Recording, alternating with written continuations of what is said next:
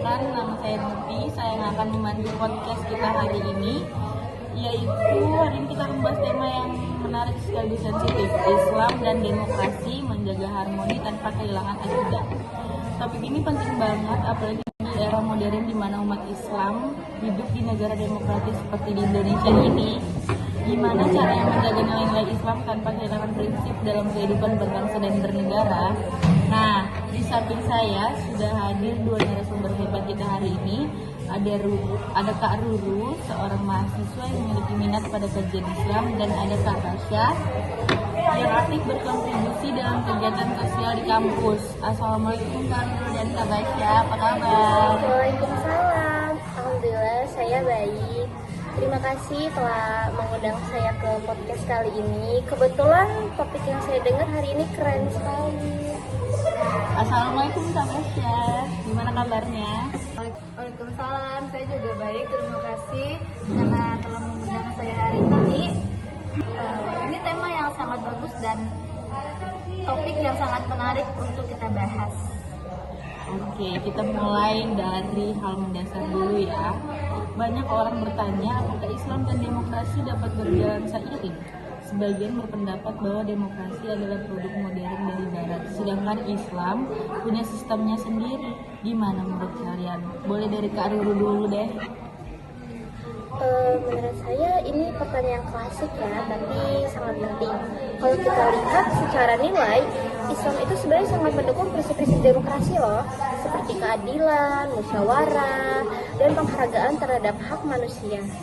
Dalam Al-Quran, Allah berfirman, "Wasyawirhum fil amri."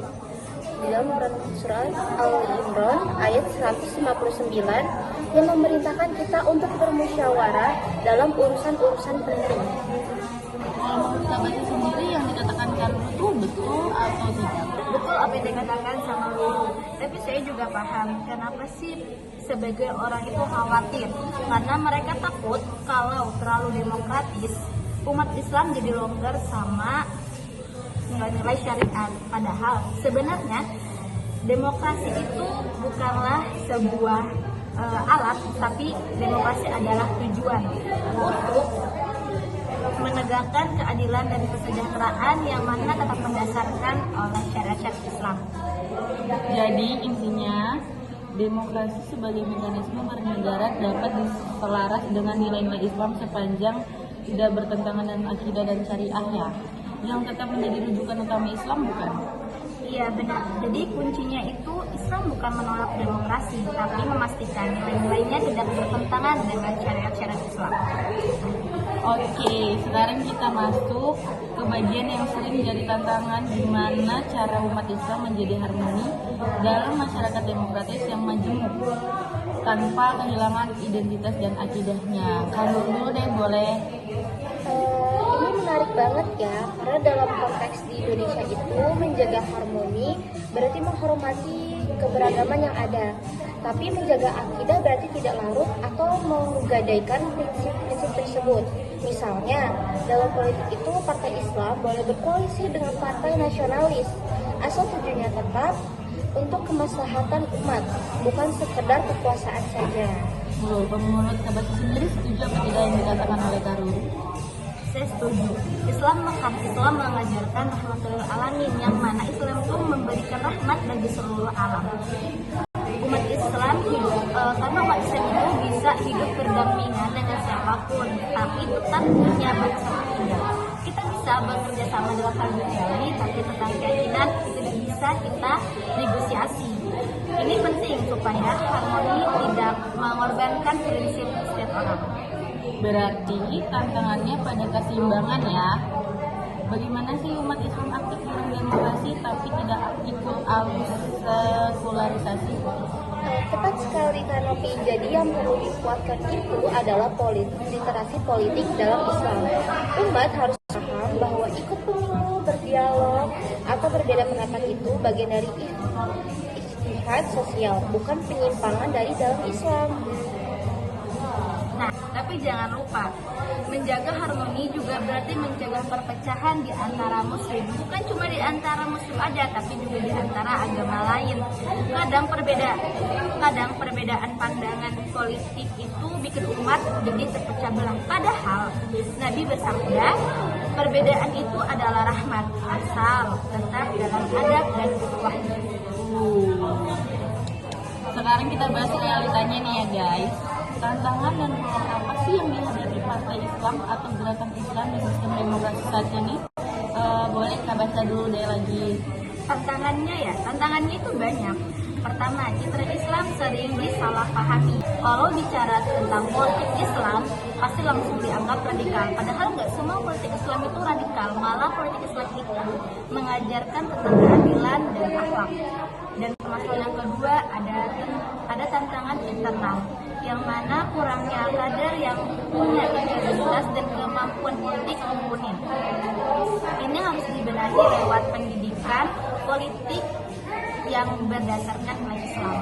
Kalau menurut kamu sendiri yang disampaikan Kak Basya itu benar atau tidak? Menurut saya benar ya, tapi di balik itu semua ada peluang besar juga tentunya. Demokrasi itu memberi ruang bagi dakwah dan partisipasi politik secara terbuka. Kita bisa menyuarakan aspirasi umat tanpa kekerasan, yaitu dengan lewat jalur konstitusional. Selama umat Islam itu solid, cerdas, dan juga berakhlak, demokrasi bisa menjadi sarana memperkuat Islam di publik. Oke, berarti intinya tantangannya ada, tapi peluangnya juga besar gitu ya. Asal dijalani dengan niat lurus dan strategi yang matang. Benar? Kak Basya? Iya benar. Islam itu bukan anti demokrasi. Islam menolak sekularisme yang memisahkan agama dari kehidupan, tapi menerima mekanisme demokrasi selama tidak melanggar prinsip syariat. Wah, Masya Allah sekali pembahasan kita hari ini luar biasa. Sebelum kita tutup, saya mau minta satu kalimat penutup dari masing-masing narasumber nih. Menurut kalian, apa pesan penting agar umat Islam bisa menjaga harmoni tanpa kehilangan akidah dalam demokrasi? Boleh dari Kak Ruru dulu. Pesan dari saya yaitu sederhana, jadikan akidah itu sebagai kompas dan demokrasi itu sebagai kendaraannya. Kalau kompasnya benar, kendaraan apapun bisa membawa kita ke tujuan yang tepat. Kalau dari Kak Basya nih, pesannya apa nih? Kalau dari saya, jangan takut berbeda, tapi jangan juga kehilangan adab. Karena Islam mengajarkan keseimbangan antara prinsip dan toleransi. Oke, Masya Allah, ini sekali kata-kata pesan-pesan dari kata kita ya.